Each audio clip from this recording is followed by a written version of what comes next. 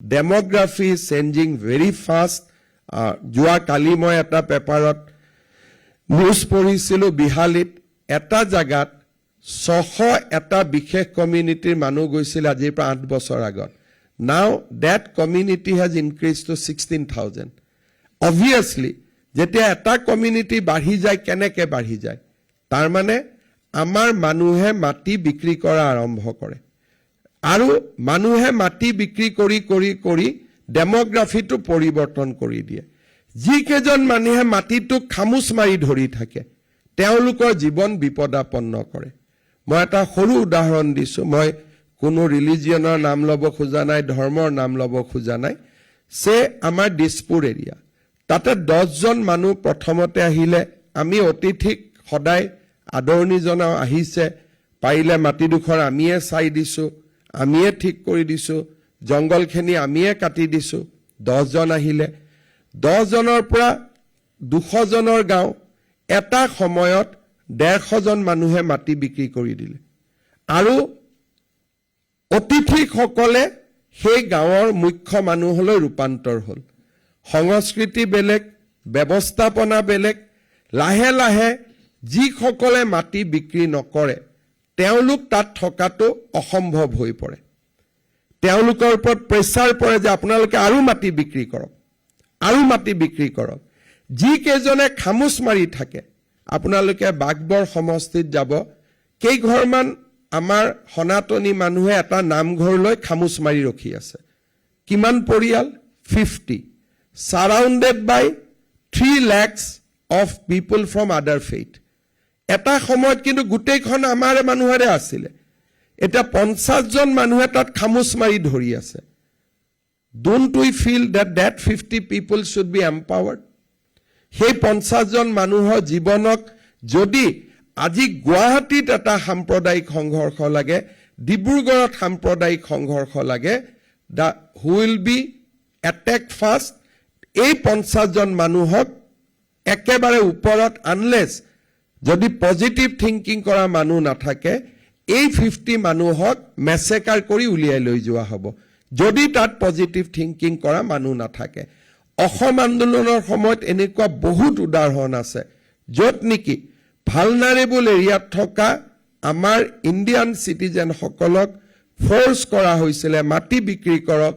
তেওঁলোকক বিভিন্ন ধৰণে আক্ৰমণ কৰা হৈছিল আৰু বেলেগ জায়গাত য'ত আমি মেজৰিটি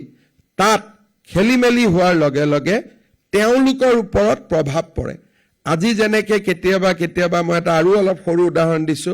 কেতিয়াবা আমি ইয়াতে বেলেগ ৰাজ্যৰ মানুহক মৰা আৰম্ভ কৰিলে কাজিয়া কৰা আৰম্ভ কৰিলে আটাইতকৈ চিন্তাত কোন পৰে সেই ৰাজ্যখনত থকা ক্ষুদ্ৰ অসমীয়া কেজনে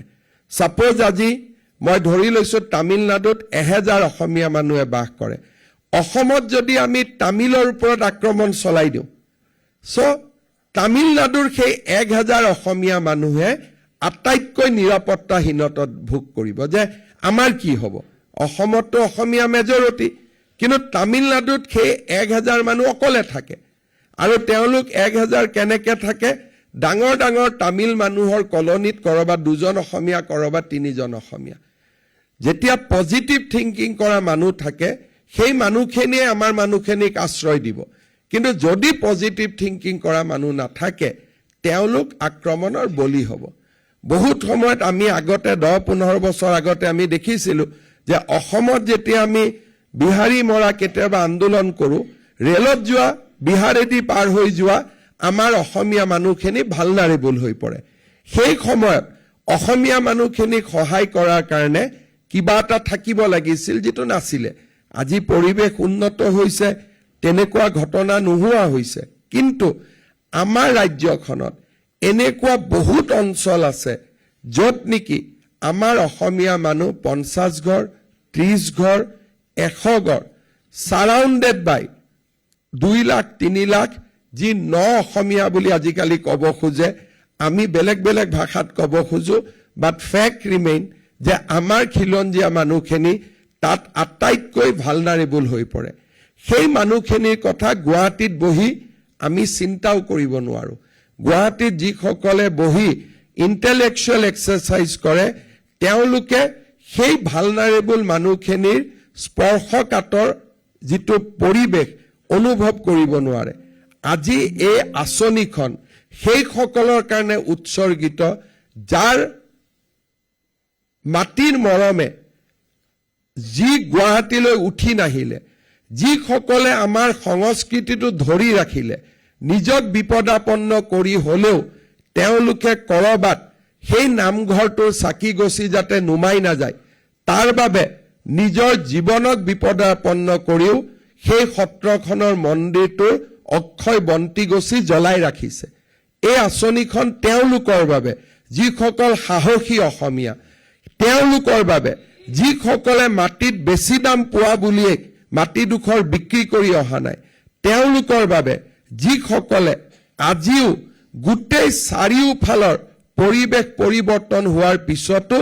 নামঘৰৰ চাকি জুপি যাতে নুমাই নাযায় তাৰ বাবে জীৱনৰ সৰ্বস্ব এৰি হলেও য'ত অক্ষয় বন্তি গছি জ্বলাই ৰখাৰ বাবে প্ৰয়াস কৰিছে। এই আঁচনিখন সেই সকলৰ বাবে যিসকলে আমাৰ অসমৰ ডেমোগ্ৰাফিক ইনভেনশ্যনৰ ফলত নিজক নিৰাপত্তাহীনতাত ভুগিও নিজৰ মাটিডোখৰ বিক্ৰী কৰি জন্মভূমিৰ পৰা আঁতৰি অহা নাই। এই আঁচনিখন সেই সাহসী অসমীয়াসকলৰ বাবে,